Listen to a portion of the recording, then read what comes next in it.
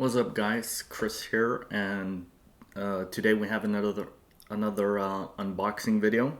This time it's from Airsoft Global, and hopefully inside here is my host gun for the Ace1 Arms SAI RMR slide kit.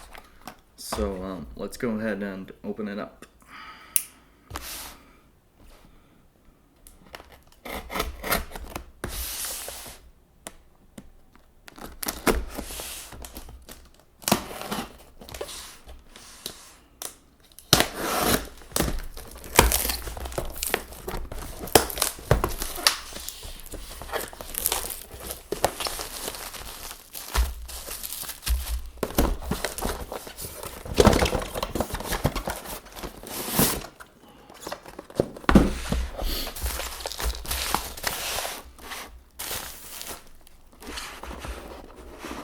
Let's take a look.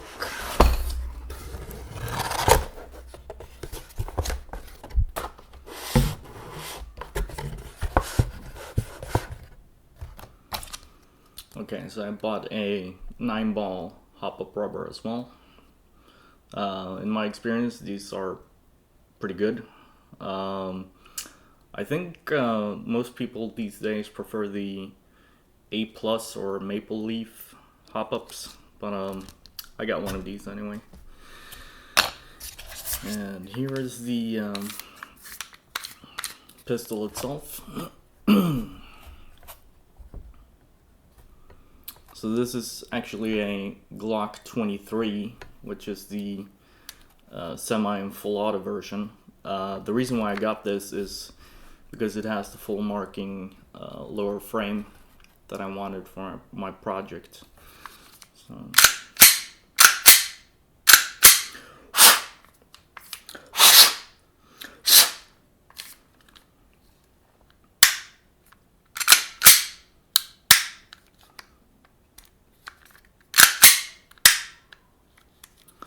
Looks pretty good.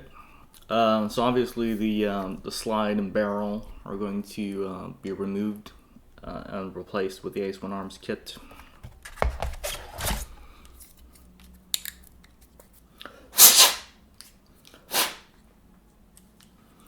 There's the included magazine.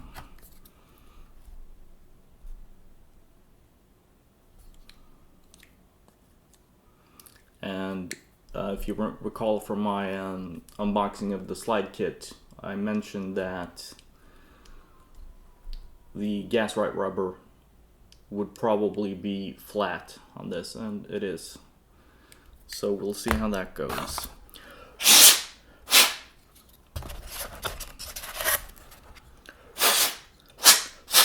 I'm just trying to blow off the styrofoam stuff here.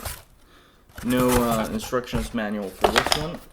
That's fine. So here we have the 2 back straps. The Glock logo. Pretty nice. So this is a medium and a large.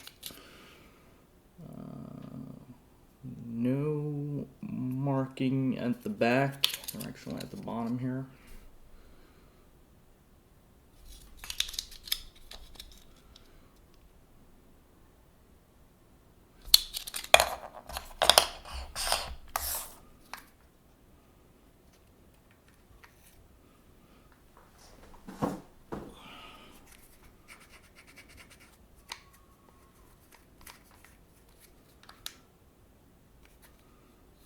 So there's one thing with this frame here that I would have liked different, and that is that this is just a fake pin. It's just an indentation in the mold. Would have liked it if that was an actual pin, but you know, can't have everything.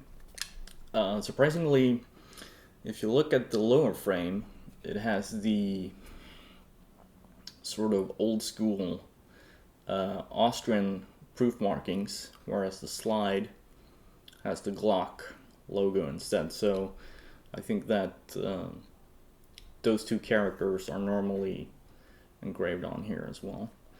That's fine. let's see, serial number is ART818, and the bottom serial number and safety is the standard Glock 17 DMD168. So I'm actually going to try and get a custom made serial number plate to match the Ace1 Arms kit. So let's take a look at the other stuff.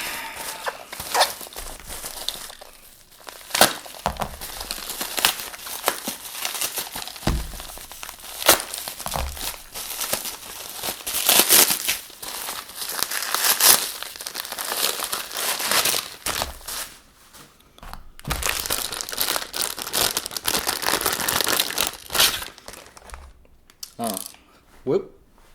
What the hell was that? The frame screw fell out. So they actually marked up the Glock logo here,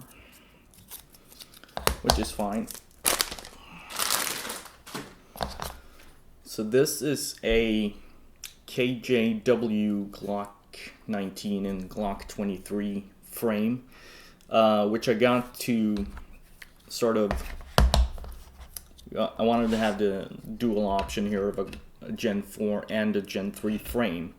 However, I've learned after getting this that the KJW frame probably doesn't work with the WE internals. I think the pinholes are a little bit different and so on.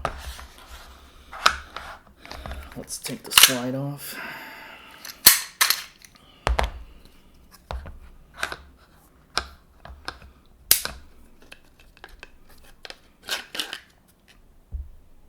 Yeah, you can tell right away that the hole on the KJW frame is a lot further forward than the WE pin. So this is going to work for what I wanted, so I'll probably end up selling it. But you know, what I'll end up doing instead, since I was just going to stipple this anyway and do the double undercut, I just might as well get a regular WE Glock 19, which I'm going to get anyway because I don't want to have the full auto lower. I do believe that part of the full auto feature is in the lower frame. I think, yeah, at least that's what I think.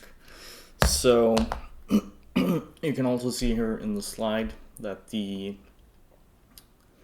loading nozzle has a flat top that matches the magazine.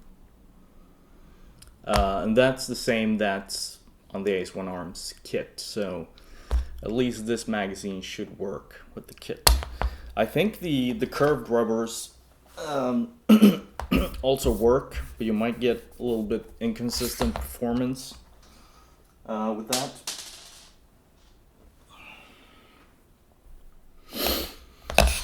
Okay, here's the last thing that was in the package, which I'm actually pretty interested in.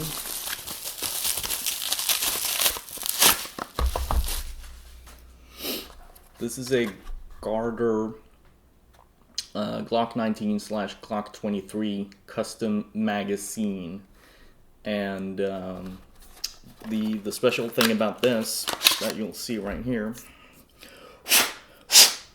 is that it has the Glock base plate. Now Glock has actually changed this so it doesn't have the serial number here, and it's supposed to be a what's it called, sort of a semi-gloss finish on top. I think Garder actually sell newer base plates that replicate that better. And then you also have the full markings here on the bottom, and also the round indicators are a little bit more realistic. You can see here for comparison. So what I want to find out is, do these match up in terms of the the overall magazine specifications. Just from initially looking at them, I would say that they do. Obviously, the Garter magazine has a curved gas rod rubber, whereas this is flat. So hopefully I'll be able to change these out. And I also found that WGC do sell spare flat WE Glock gas rod rubbers, so I'll probably have to end up getting some of those. One of the nice things about the Garter magazine is that they include the dry firing blocker here for the magazine, which I like. So I'm going to put the slide back on. So testing with the original magazine first.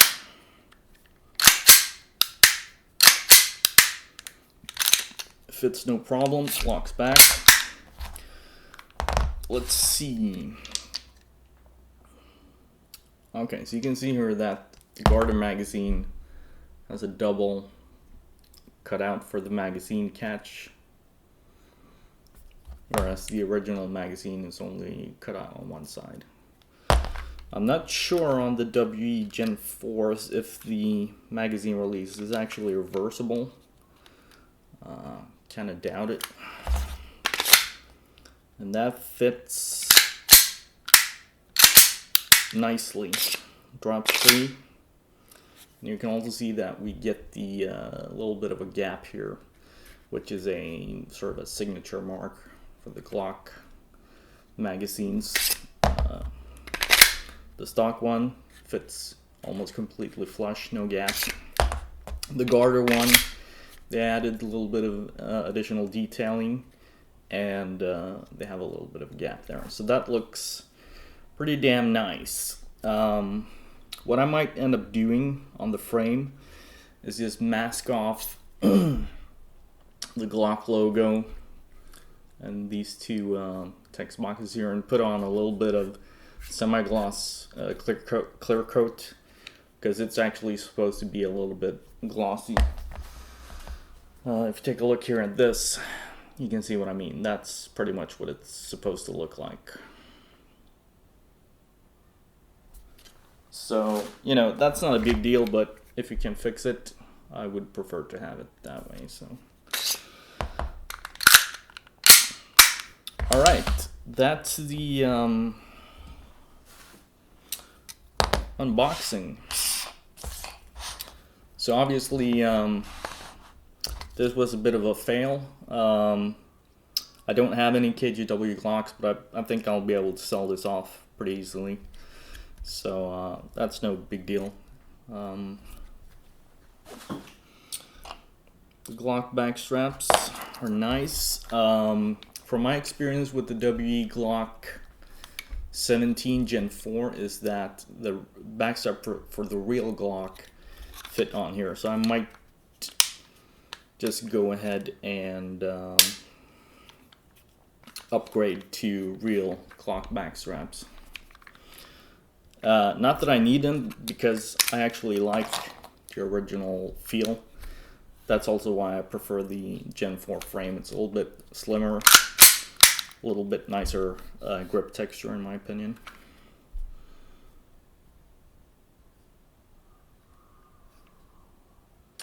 So yeah, I'm going to pause the video here, and I'm actually going to try and install this kit. And I'm not going to record it, but if I manage to get it in place, I'll put up a video clip of that later. So see you guys later. Bye bye.